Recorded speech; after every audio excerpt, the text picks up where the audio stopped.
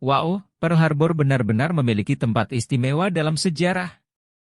Itu seperti monumen hidup, menceritakan perjalanan Amerika melalui Perang Dunia Kedua. Pernahkah kamu mengunjunginya? Itu benar-benar sesuatu yang menakjubkan.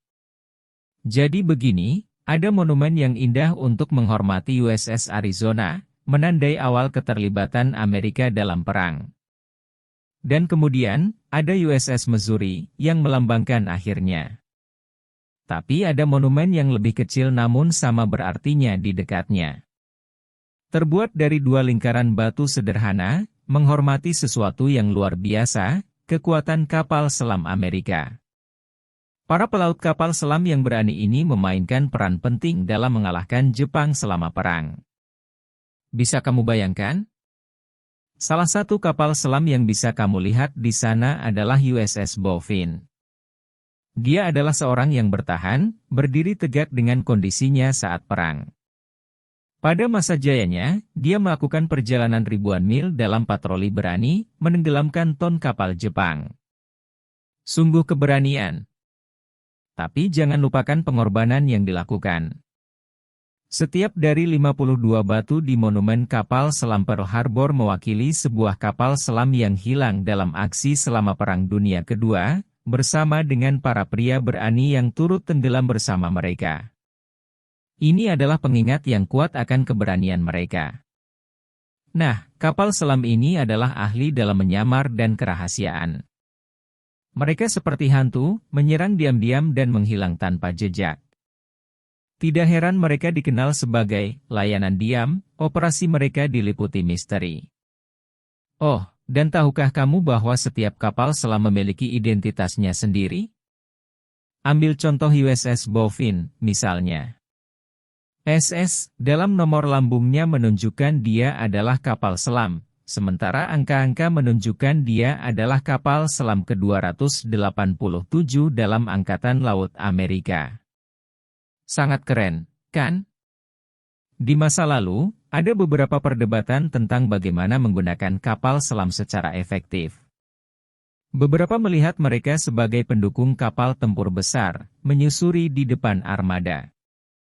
Namun sungguh, mereka membuktikan diri mereka lebih dari mampu. Sebelum Perang Dunia Kedua, kapal selam Amerika tidak begitu istimewa. Tetapi seiring meningkatnya ketegangan, mereka harus meningkatkan kualitas mereka.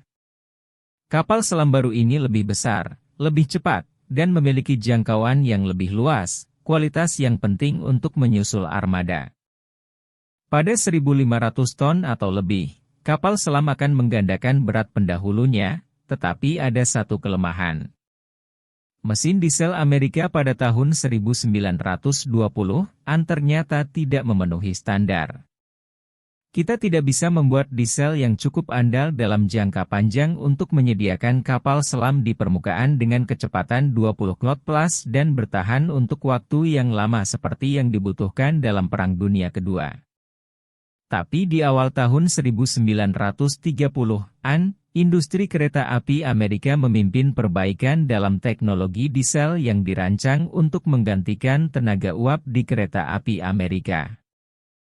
Ini merupakan keberuntungan bagi Angkatan Laut karena mesin serupa ideal untuk kapal selam. Satu hal yang perlu diingat tentang kapal selam adalah bahwa mereka harus memiliki dua sumber daya, satu untuk operasi di bawah air yang semuanya listrik dan satu untuk operasi di permukaan, yaitu mesin diesel. Sebuah pengaturan baru yang efisien tidak lagi menghubungkan mesin diesel langsung ke baling-baling seperti pada kapal selam sebelumnya. Sekarang, mesin menggerakkan generator secara penuh waktu yang memberi daya kepada motor listrik yang kemudian memutar baling-baling. Ban besar baterai menyediakan daya ketika kapal selam tenggelam dan mesin diesel harus dimatikan.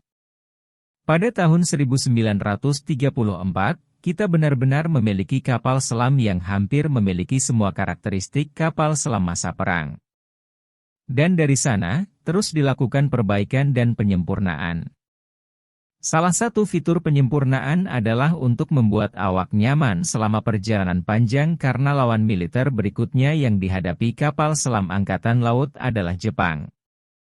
Jika tugas utama Angkatan Laut adalah melakukan patroli di Pasifik, dibutuhkan kapal selam yang memiliki kemampuan perjalanan yang panjang, bisa mengangkut awak besar, dapat mendukung mereka dari segi makanan, air bersih, dan udara bersih. Desainnya harus seperti itu. Pada tahun 1939, rencana untuk USS Gato sedang dalam proses. Dengan perang di depan mata, desainnya menjadi standar tetap untuk produksi massal. Kapal selam kelas Gato memiliki panjang 312 kaki dan membawa awak sebanyak 80 orang. Mereka bisa mencapai kecepatan 19 knot di permukaan, menyelam hingga 300 kaki, dan dilengkapi untuk melakukan perjalanan sejauh 10.000 mil atau lebih.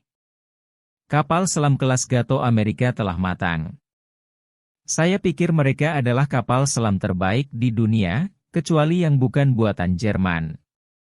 Kami memiliki yang terbaik.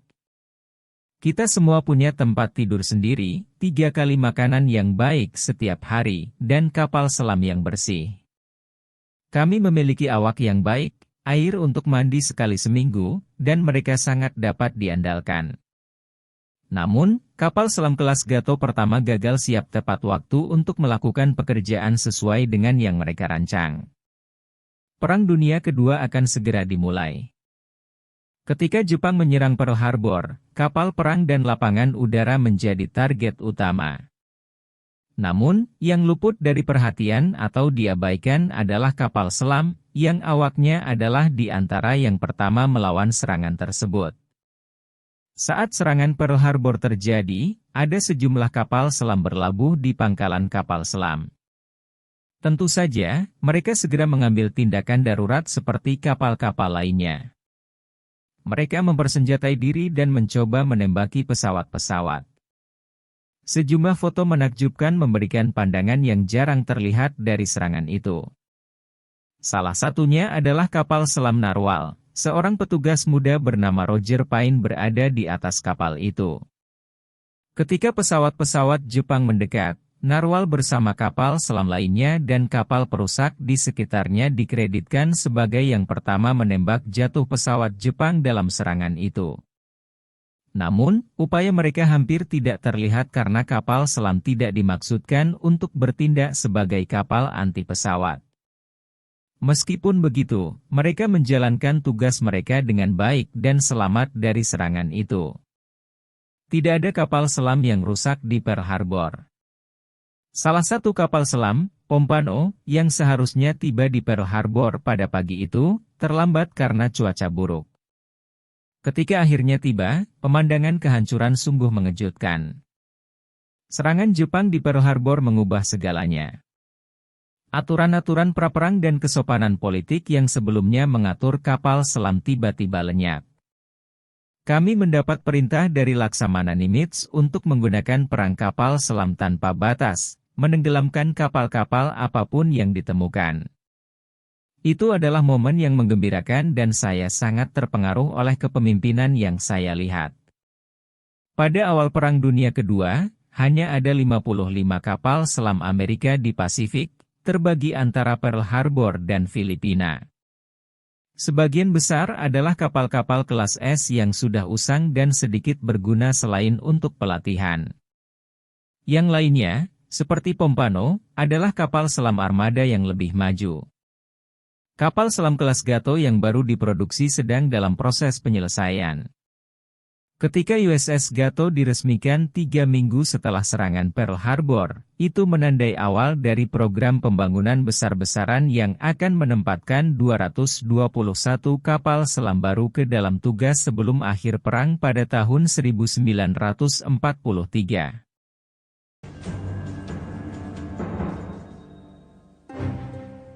Saat Amerika bersiap untuk perang, peran unik kapal selam dengan teknologi canggihnya menarik awak terbaik. Armada Pasifik dalam keadaan kacau dan hanya kapal-kapal dari layanan diam yang tersisa untuk menarik garis pertempuran. Selama Perang Dunia Kedua, kami sangat beruntung. Banyak orang ingin bergabung dengan kapal selam karena berbagai alasan, tetapi yang utama adalah bahwa kapal selam membawa perang ke Jepang pada saat itu, sementara pasukan permukaan kami, pada awal perang, sedang melakukan pemulihan untuk dapat melanjutkan pertempuran hingga akhir. Ada banyak orang yang sangat tertarik pada apa yang membuat segalanya berjalan di kapal selam, meskipun mereka tidak memiliki pendidikan teknik. Ada banyak hal di kapal selam yang harus diperhatikan, dan kapal-kapal armada Perang Dunia Kedua adalah mesin tempur yang cerdas. Di dalam ruang mesin mereka, mesin diesel besar menghasilkan 5.400 tenaga kuda masing-masing, yang langsung dikonversi menjadi listrik. Di ruang manuver, arus listrik diubah untuk menggerakkan motor atau mengisi ulang baterai, atau keduanya. Ketika beroperasi secara normal, kapal berada di permukaan dan menjalankan mesin, tetapi mesin juga harus mengisi ulang baterai saat kapal tenggelam. Jadi, setiap kali baterai habis, mesin akan berhenti. Kapal bisa berlayar selama 1 jam dengan kecepatan tinggi sebelum baterai habis, atau bisa berlayar dengan kecepatan rendah selama 48 jam sebelum baterai sepenuhnya habis. Tapi pada saat itu, harus mengisi ulang baterai dengan cara menaikkan kapal ke permukaan dan menjalankan mesin diesel.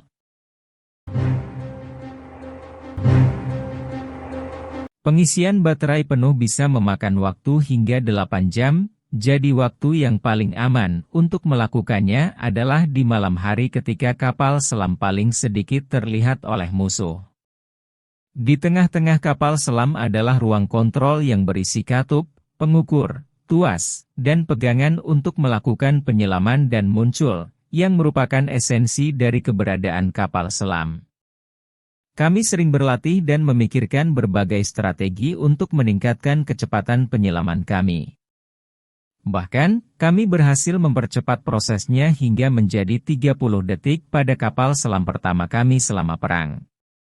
Di atas ruang kontrol adalah menara komando, bagian kapal yang terletak di dalam superstruktur dan memberikan siluet khas kapal selam Perang Dunia Kedua. Di sini, arah kapal ditentukan saat dia bersiap untuk pertempuran. Ini adalah tempat kemudi kapal, serta periskop yang menjadi mata kapal.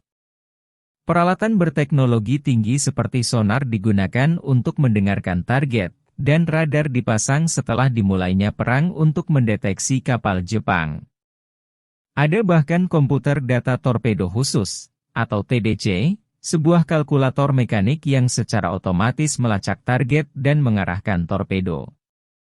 Torpedo ditembakkan dari 2 ruang torpedo dan 6 tabung di bagian depan, serta 4 tabung di bagian belakang kapal.